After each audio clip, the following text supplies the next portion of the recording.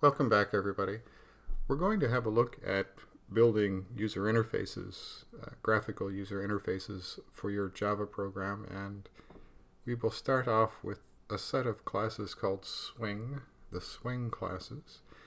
And these are the oldest way of, almost the oldest way of making a user interface in Java. They're pretty old. And there's some tools built around it. One that we'll look at is called WindowBuilder Pro.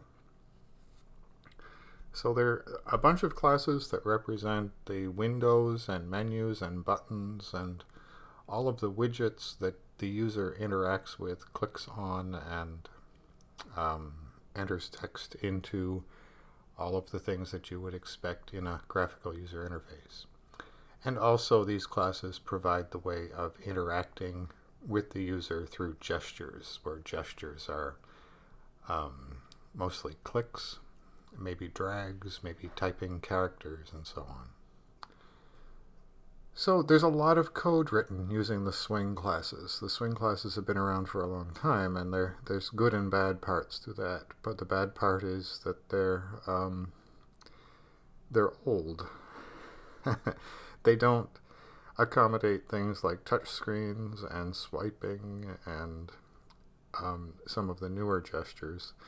But there's another video that talks about how the user interface creation in Java has evolved. So I won't go into it here. I want us to just jump in and do some work learning Swing. The best way to do it is, as usual, just jump in and write code. Okay, I want us to start right from the beginning using the Swing classes. And if you look at the Oracle tutorial, they really are pushing you to use the NetBeans IDE right from the beginning. There's a problem with that. If you build a project in NetBeans that has a life of any kind, you're maybe going to want to switch it from NetBeans to another IDE, and it's very, very painful. So there are NetBeans generated files that are specific to NetBeans when you use their drag and drop GUI editor, and it's a problem. We don't need to do it. We don't need to use that anyway. So understanding Swing components, you could just start in here, and what we're going to do now is to just build a very simple Java application that doesn't use any tools, so that we can look at the bare bones of how to build the smallest possible interface in Java and handle the events from it. So what I've done is I've built a very small Java application, and there are different ways of doing it, and they all seem to be a little bit different. So I'm going to create a class that extends JFrame. So our class is a JFrame. And here is one of the nice things about Eclipse. When you use the name of a class that it doesn't know about, you can just go and ask it to do the include for you. So I want to, that means main Swing is a JFrame. So if I want to make one of those, I can use the subclass name JFrame, my mainframe. Get it? Mainframe. Gets a new one of the class that we're in. Did you see that I hit Control Space and it knew that the only option was to put in main Swing? Control Space in Eclipse is really pretty useful. So now we have an object, my mainframe, which has a whole bunch of methods in it that come from JFrame. And we can do things like set the title for this mainframe to be, hey, I'm the title.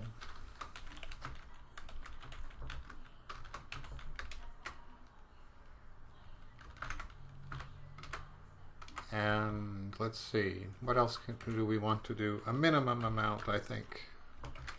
I'm doing some of this from memory, so it's going to be probably messy. If we set the size to, let's use 2 integers, 400 wide by 300, and I didn't play nice with, once you get used to how to interact with Eclipse, the helpers, that you can go really fast, and I'm not real good at it because I don't do this every day. So I can set the location. This is where will this application pop up. So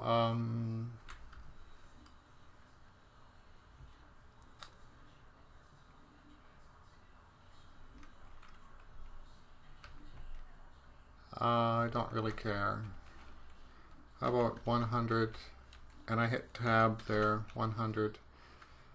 Now if I hit the close paren, then it'll put me in the right place. So when they put those boxes up there that you're expected to fill in, you can tab to the next one. That's what I didn't do right the last time. Okay, so we've got a location for it to pop up in, and now we have to say, what do we want to do when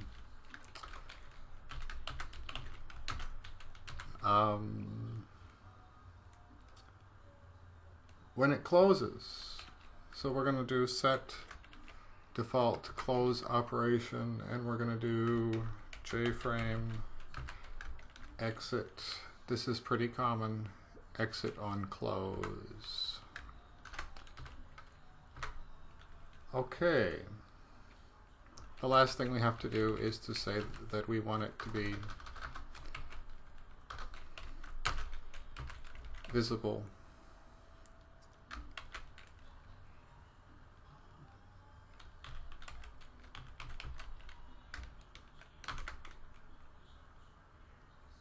It's not helping me anymore.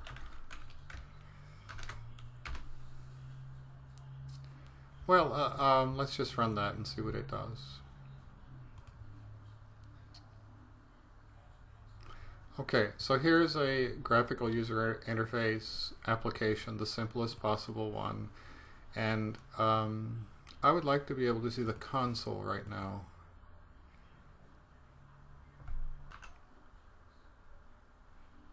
Show view console. Okay, so the application is running, and when it closes, the application is not running. Okay, so that's kind of important. If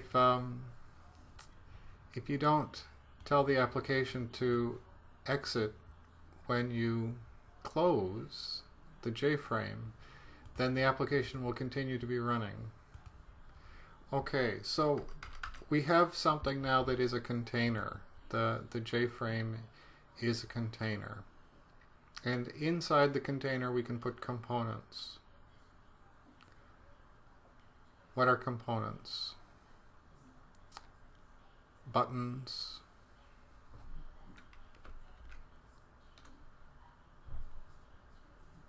checkboxes, radio buttons, button groups, color choosers, labels, lists, progress bars.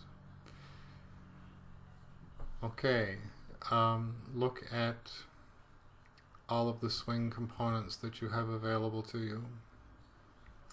And the containers like the JFrame that we just made one of. You could make an applet, but we're not going to. The JFrame, and then we can put containers, we can put components in it. Well, containers are also components.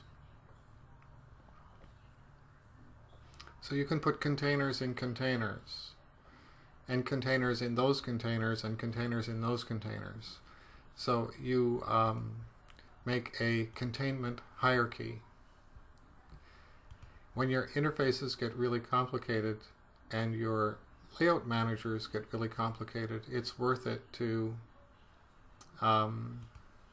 put containers inside of containers so that you can have a better control over the complexity. So I'm going to make a J button.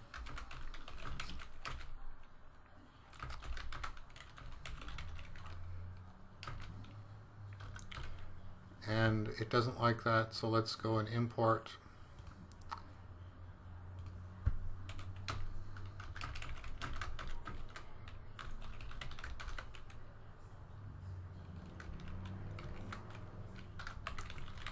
Click here. And now I'm going to add the button to the container. So you can say the name of a container and it has an add, and one of the things you can add to a container is a component. So I'm going to add my button, which is a component. In the literal sense, it is a component. And well, let's go in small steps. Let's see what we got. Oops, what have I done?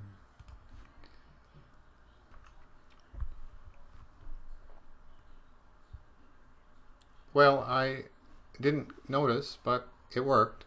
This whole thing is a button. There, I'm clicking on it. That's an artifact of the layout manager. So I talked about this in a previous video.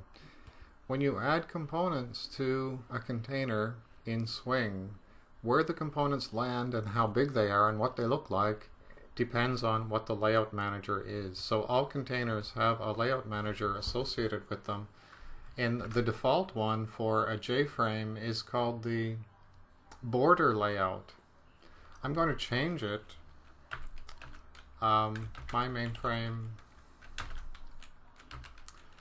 set layout manager to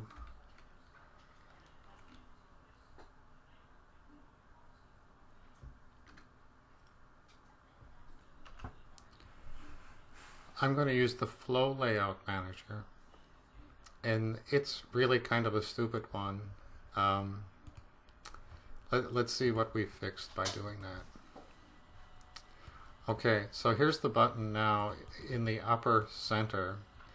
The flow layout manager adds components to the container starting at the top in the middle, and then it starts to add them on the top, and when it runs out it will start a new row. It's not really useful unless you say, well, I want 3 buttons across the bottom or across the top, and you have a container that just goes across the top. Then the flow layout, just put 3 buttons in the in that small container across the top might make sense. For anything complicated, the flow layout doesn't work. But I'm just kind of going to be satisfied that we have a layout manager, there's a button there, and we can click on it, but it's not doing anything. So what we need to do now is to associate the button with an event handler. So every one of these widgets that can generate an event or can hear something from the user, hear a gesture from the user, it needs to have an event handler associated with it. And there are lots of different ways to do this. Let's do it in the simplest possible way first. So I'm going to make a new class, my button handler, and it's going to implement the action, what is it? Oh, because I spelled implements wrong. Implements action listener. There it is. That's really a nice helper when you can't remember stuff.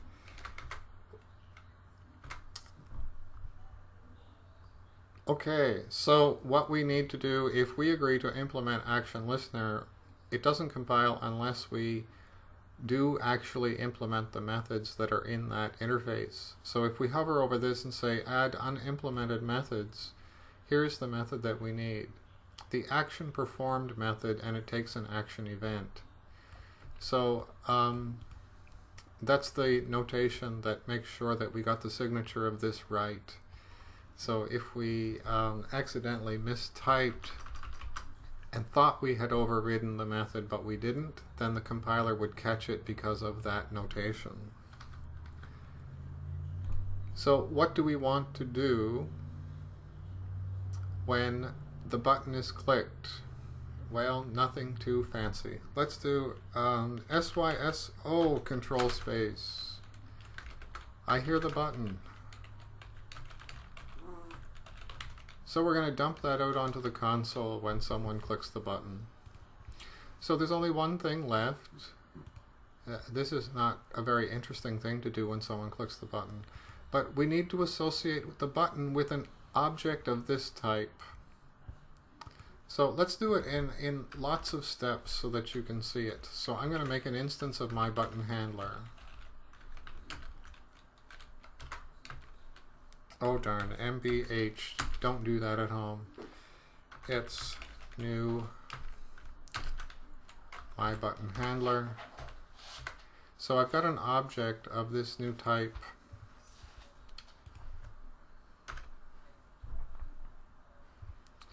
Now I want to associate the button with the handler. The button, here it is. So my button dot add action listener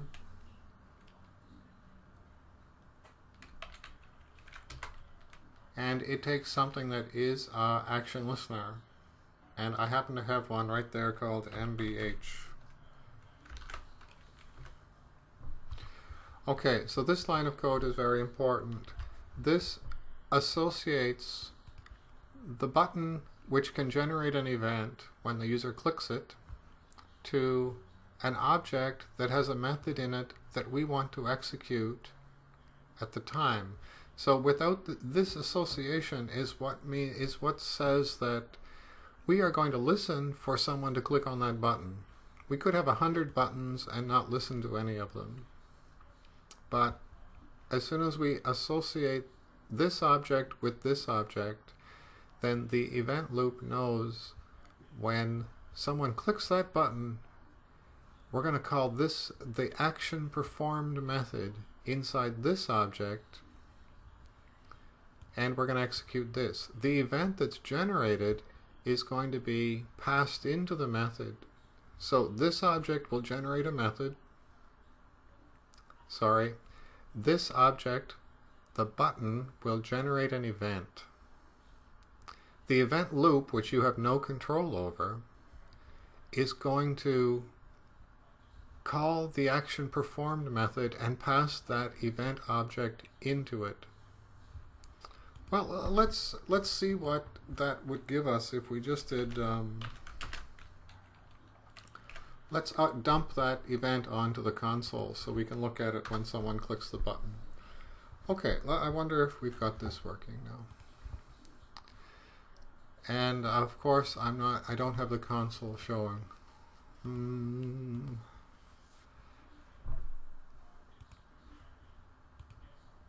Okay, we can hear the button. And when the button gets clicked, it prints out the event. It is an action event object. And boy, it's got the time it was clicked. It's got the command is click here. That's the text that's on the button. There is a reference to the button object, the JButton object that generated that event, and a whole bunch of stuff that doesn't really seem too interesting to me. So it's possible for you to use one handler and associate lots of objects with it. So if you got 5 buttons and you want them all to be handled by one handler, you could say my other button dot add action listener and pass in the same object. If you do that, then you will have to look at the event and find out where the event came from to know which button was clicked. People do this in different ways. Some people say, no, I don't want to. I want to have a small one for every widget that can generate an event. I want to have my own handler for that. And some people start stacking them up, and they make big switch statements inside the action performed to associate which button generated the event that was heard, or which widget. Okay, so let's start tightening this up a little bit. This is one way you could do it. You could put this class in the same file, or we could have made a mybuttonhandler.java file, or we could have made this an inner class. Let's just do that. Let's do cut and paste. Does that work? Let's see. Why doesn't that work?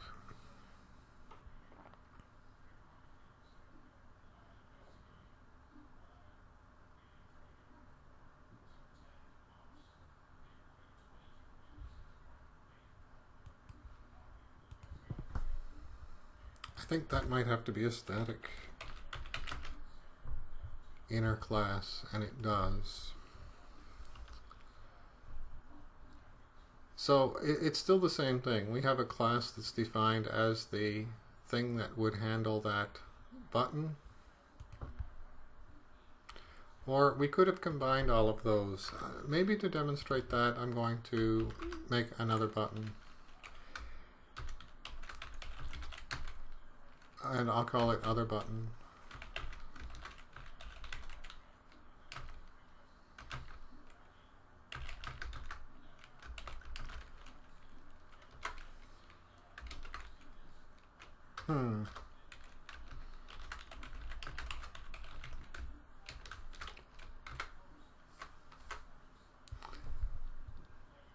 And let's add it.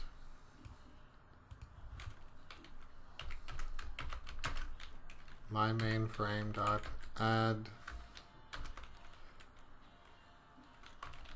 other button. So now we should have it on the layout. Here's the other button. It doesn't do anything. This one does. This one doesn't. So now let's make the event handler for the other button. This is an interesting technique in Java if you don't know how to make an inner class, an anonymous inner class.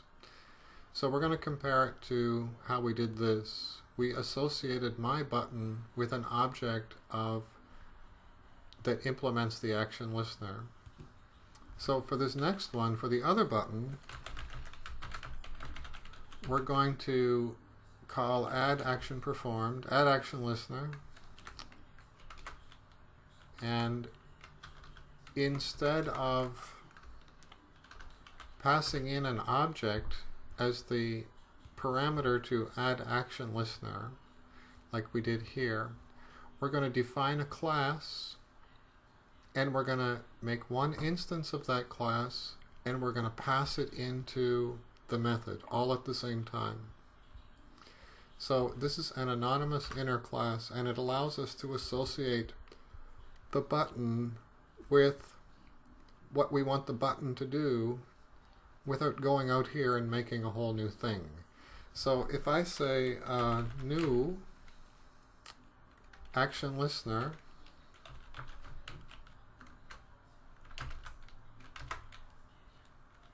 oh, it filled it all in for me. Isn't that nice? Okay, so this syntax should be very strange to you. This is the name of an interface, and it looks like we're going to make a new object, but we're defining a new class which implements this interface. And Eclipse was nice to me. It said, well, if you want to do that, we are going to, I don't need that one. Let me back that one out there. It knew that I needed to implement this method in order to define a class that implements that interface. So I'm just going to call this E. You usually can get away with E as a name of an event. So I hear the other button.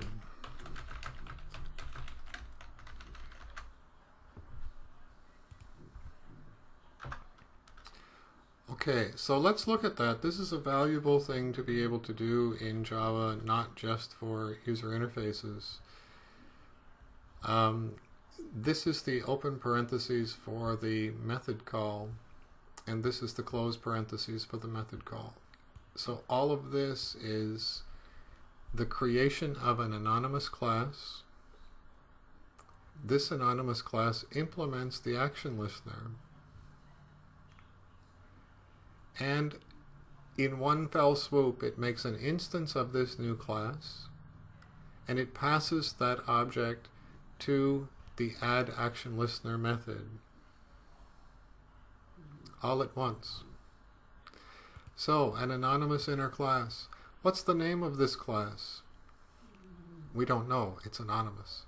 It does actually have a name. Internally, Java has generated a name for it, and that name will have a $sign in it. You can check it if you want to. Find out what the name of your new class is. I wonder what, if I correct the indentation, let's do format.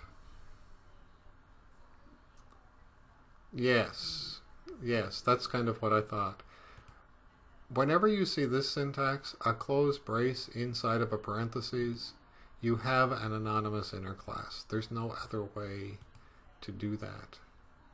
So the anonymous class goes from here to here, and that's the way that you would see it formatted usually, and that's the way Eclipse wants us to do it. So let's just run this and see if, okay, my other button is now being heard, and we have a user interface with buttons on it using two different ways of achieving the same thing. The anonymous inner class as the listener, or an inner class if you want to, or that class could have been in a completely separate file, or it could have been another class inside of this same Java file, so long as it's not public.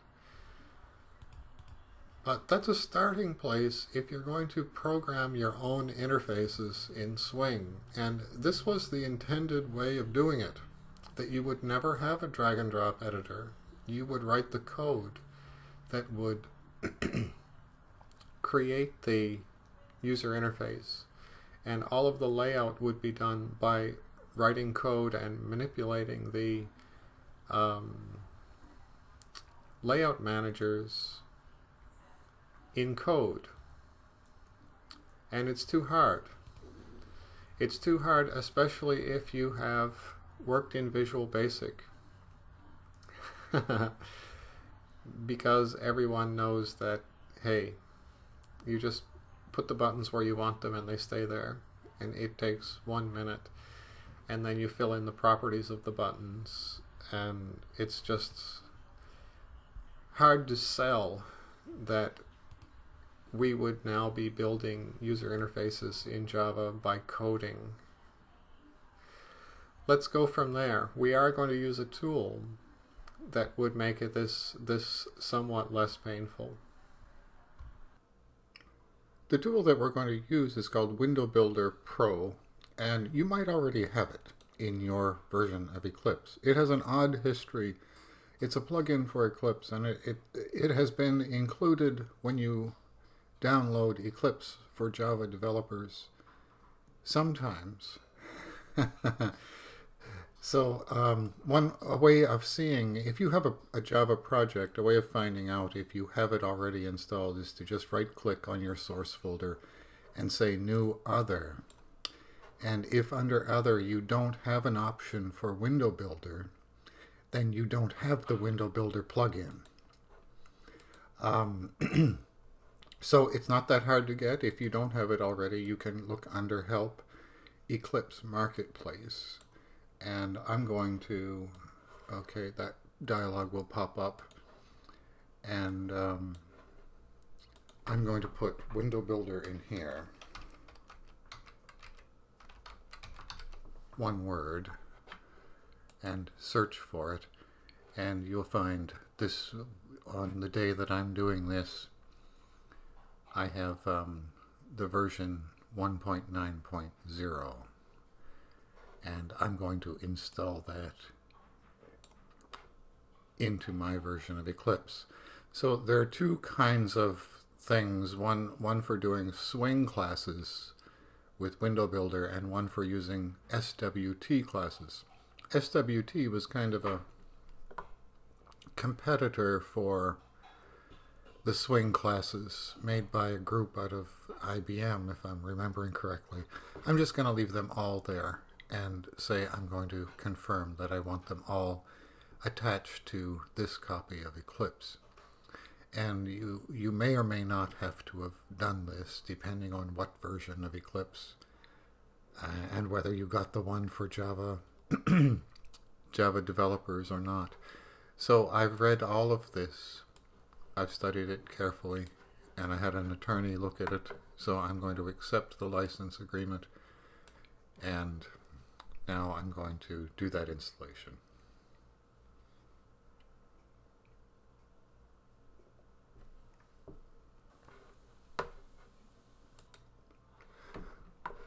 Okay, so when that finishes, it will say you have to restart your Eclipse, and you can just let them do it for you.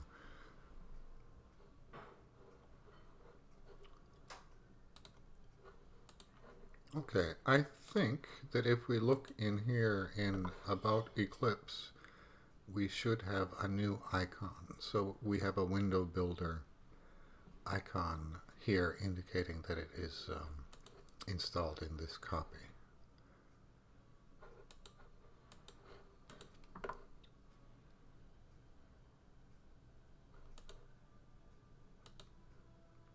So now when you add something to your project by right-clicking and you go under the Other, you should have a WindowBuilder possible options to add to your project. Okay, so it might be there and it might not be there, and if it isn't there, it's not too hard to get. Look under Help, Eclipse Marketplace, search for it, and just do an install. If we make let's make a Java project, and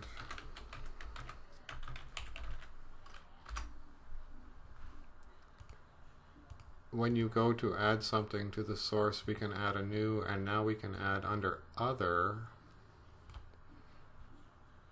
we have under the options of Other, we have WindowBuilder. And if you installed the SWT designer, you would have another folder here, but well, we don't have any classes in here, so why don't we start out by making an application window.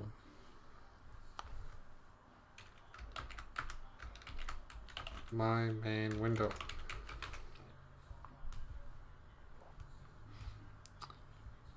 And already we have a whole bunch of code. So we have the main of the application, and they do this a little bit differently. You might recognize this and you might not. So they actually put another thread.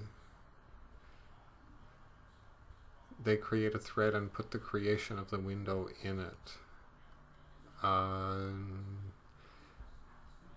Don't let that throw you, but they make an instance of the class that they're in. Here's the reference to the JFrame. It's a field in this class. So we make an instance of the class that we're in. The previous example that I did, I extended the JFrame. That probably isn't a good practice. So make a POJO, a plain old Java class, and then make an instance to a JFrame inside of it, then instantiate the class that you're in inside of the main and set visible, and that gets you to a starting place for having an application that runs. And well, let's just see what the default is. So this is kind of the hello world. Oh, I'm running out of memory because I've got that recording thing. Let me see if I can shut down something. I like to run everything at the same time, don't you? Okay, so we have the default application using the window builder. We have a new little icon up here. And now we have down at the bottom the source code and the design view. So here's the design view. This will take you a while to get used to. You click out here and select the component, and then you have the properties of that component over here. So this is a J-frame, and that is the content panel of the J-frame where we could put stuff. See if I can get a little more room out of this. Okay. So there is a layout object associated with it, and the default one is border layout. We might want to change that. So if we go in and look at the layouts that are available, one of them is absolute layout. And I'm not quite understanding what they want me to do here, but it seems like if I double click here, then I get a green plus sign over here. So what I did was I changed the layout manager for this J-frame to absolute layout. So now if I want to drop buttons on there, here's a J button. Oh, I just have to click once and then go over here. And I can put it in a very specific place. And now I can change the characteristics of the button in the properties. Click me.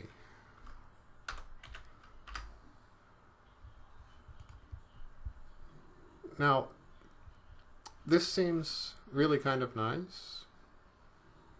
Let's go back to the source code. And all the time we're over there doing stuff, it is over here generating code. That's not too bad. Remember, we wrote some code in the previous one, which really wasn't all that much different from that.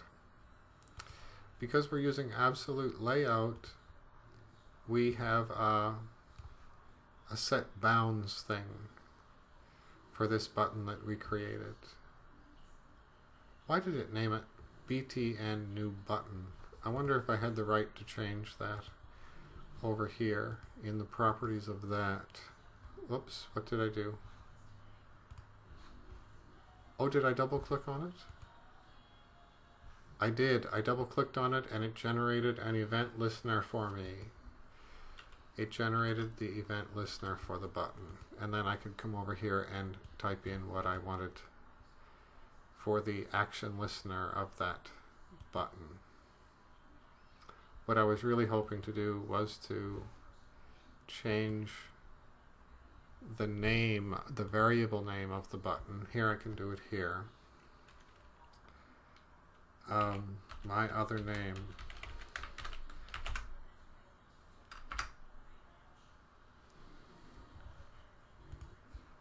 So tell me that it went back to all the source code and renamed that. And it did. That's kind of nice. That's kind of nice. Okay, it will take you a while to get used to using this design. And your objective for the immediate time is to not so much to work on the main window. This is the application window, the J-frame, but you're going to be designing a dialog. So how would we do that? How would we get started with making a dialog? Let's go back to where we can see the project stuff. If I say new, other, I want a J dialog. and the name of it is going to be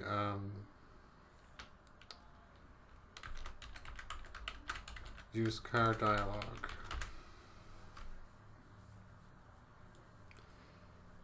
And do I want an OK and a cancel button? Sure, let's see what that does.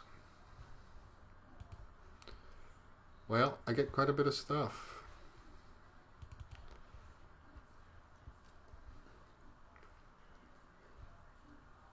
Look at the format of this code. A set of braces here, and a set of braces here. I wonder if you start changing that. So we have an OK button and a cancel button down here in a very nice way, probably conforming to the requirements. I mean the Java look and feel requirements.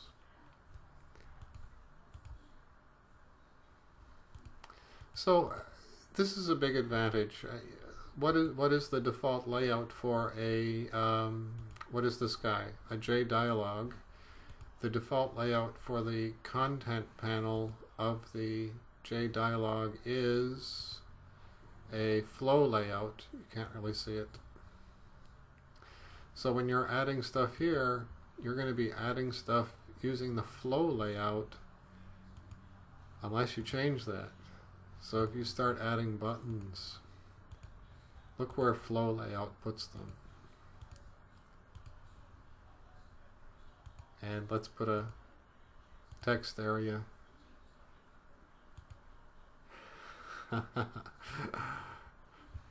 With nothing in it.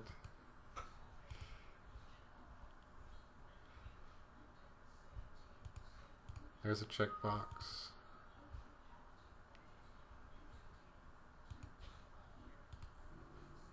When flow layout runs out of space, it just goes to the next line, and that's dynamic. If you change the size of the pane, I wonder if I can do that over here. No. That's okay. If you change the size of the panel, these buttons would jump around according to the rules of the layout manager, in this case the flow layout. That's not really what I hope would happen. So my thinking is you can use absolute layout. Everybody says no, don't do that. A JFrame really should have a border layout, and then for the center one, the center panel, you could use an absolute layout. I really got good at one time of using box layout. It would take I don't know, some weeks of work to be good at box layout, and the hardest one is grid bag. It's a very flexible layout manager, and you know what that means. If it's flexible, you're going to be able to do anything, and it's going to be really complicated, like Spider-Man. With great power comes great responsibility. I forget exactly how that went, sorry. Spider-Man fans. Okay, so this is you getting started. Here's a bunch of code that was generated by WindowBuilder Pro. Google Java Look and Feel Design Guidelines. If you come to Guidelines homepage, it takes you to an Oracle page which still has java.sun on it. And then this is volume 1. And the thing that I was most interested in, for you this time at least, is the visual design. So the layout and the visual alignment. So chapter 4 in the Look and Feel Design Guideline. I hope you enjoy working with building GUIs, and it's unlikely in this one lesson you're going to become an expert in the design of effective user interfaces. So this is a first taste of it, and you spend as much time as you want to or need to get good at building a GUI in Swing, keeping in mind that There are competitors for building the user interface, or the user experience as we call it more likely now. There are competitors to the Swing classes, including Java FX, HTML5, so build a web front end onto the Java applications, or web-based tools like JavaScript and the frameworks that are associated with JavaScript. Okay, enjoy. I'll see you next time.